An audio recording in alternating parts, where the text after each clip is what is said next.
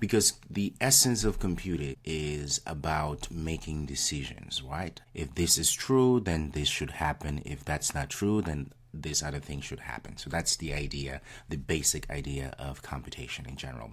With that, we need a way to represent something that is true and something that is false. And that's when Booleans come to place. A little fact check here. I would like you, when you have a time, just type in Boolean where it comes from. It was actually, I think it was a British, if I may be totally mistaken here, a British scientist or mathematician who came out with the bool. I think his last name was Boole, B-O-O-L. Again, I'll have to recheck my facts here. And he's the one who came up with the Boolean, the mathematical logical Boolean. So what a Boolean is, essentially is, or a state that only allows two variables, either 1 or 0, or true or false. Okay?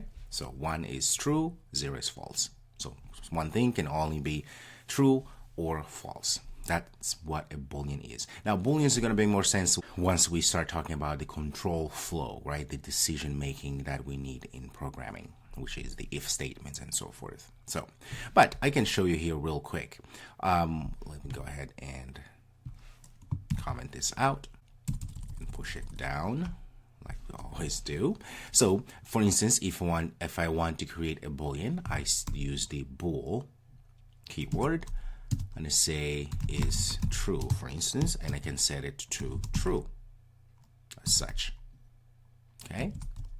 I can also go ahead and say bool is false. Remember, this is false and is true. These are just variables of type Boolean. That's what we're doing here.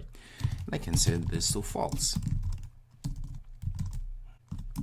I can go ahead and print. If I print is true, let's see what's going to happen. Don't forget the semicolon there. It says false because is true, or is false, I mean, is indeed false. Okay, now is true is going to be true.